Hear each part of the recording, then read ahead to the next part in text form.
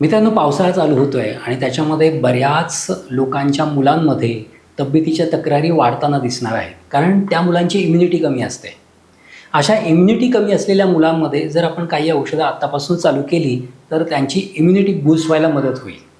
तर ही immunity boost करायची असेल तर पहिलं महत्त्वाचं औषध जे मुलांसाठी आहे ते कोणतं असेल तर ते म्हणजे सुवर्ण. सुवर्ण हे मुलांची इम्युनिटी वाढवतं, परंतु ते घेण्याची एक पद्धत आहे.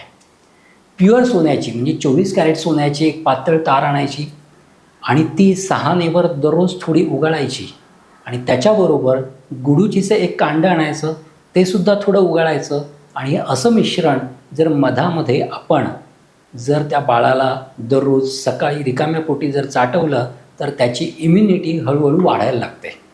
गुडूची ही इम्युनोमॉड्युलेटर म्हणून काम करते. गुडूची आयुर्वेदामध्ये अमृता म्हणून सांगितलेली आहे. अमृता म्हणजे ती कधी मरत नाही. याशिवाय चिरकाळ तरुण ठेवण्याचं काम ही गुडूची करते. या गुडूचीला आयुर्वेदामध्ये रसायन असं म्हटलेलं आहे. म्हणजे च्यवनप्राश जसं एक टॉनिक आहे तसंच ही गुडूची हे टॉनिक म्हणून आयुर्वेदात सांगितलेले आहे. हे उत्तम प्रकारचं रसायन पण आहे. हे मेद्य रसायन म्हणून पण सांगितलेलं आहे. म्हणजे तुमच्या मेंदूला ताकद देण्याचं कामसुद्धा ही गुडूची करत असते. याशिवाय ही गुडूची तुमचं मेटाबॉलिझमसुद्धा चांगलं करायचं काम करते. तुमच्या शरीरातल्या संपूर्ण टिश्यूजना, धातूंना चिरतरुण ठेवायचं, ताजंतवानं ठेवायचं काम ही गुडूची करत असते. त्याच्यामुळे गुडूचीचा गंध आणि सोन्याची तार उगाळून जर दररोज बाळाला चाटवली तर त्याचा उत्तम फायदा त्या बाळाची इम्युनिटी वाढवण्यासाठी आपण करून घेऊ शकतो. याशिवाय काही मुलं बुद्धीने थोडी मंद असतात, त्यांचं डोकं चालत नसतं. अशा वेळेस त्यांच्या मेंदूमध्ये ताकद निर्माण करण्यासाठी आणि त्यांच्या बुद्धीची प्रगल्भता वाढवण्यासाठी आपण सोन्याचीच तार वापरू शकतो. फक्त इथे गुडूचीच्या ऐवजी आपल्याला वापरायचं वेखंड.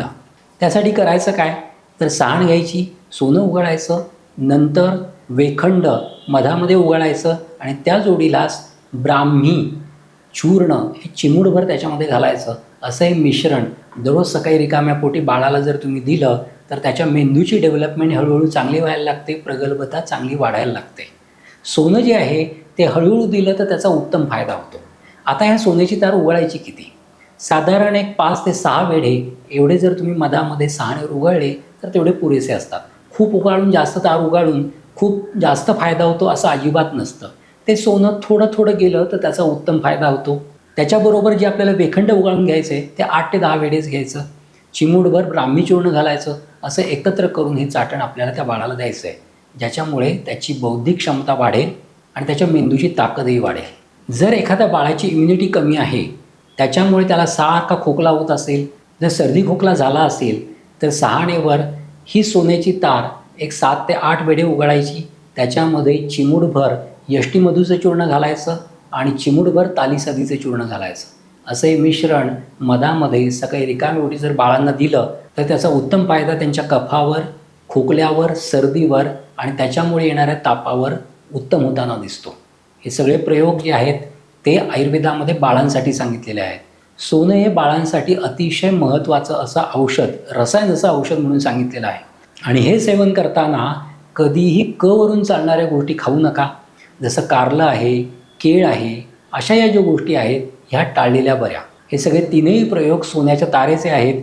तुम्हाला जो प्रॉब्लेम असेल तर हे प्रयोग करून पहा, तुम्हाला नक्कीच याचा चांगला फायदा होईल.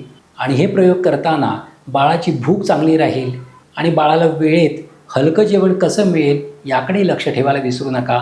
त्याच्यामुळे तुम्हाला या औषधांचा फायदा आणखी जास्त उत्तम होईल. आता तुर्तास इथेच थांबतो. पुन्हा भेटूयात एक नवीन विषय घेऊन. तोपर्यंत स्वस्थ राहा, मस्त राहा. धन्यवाद.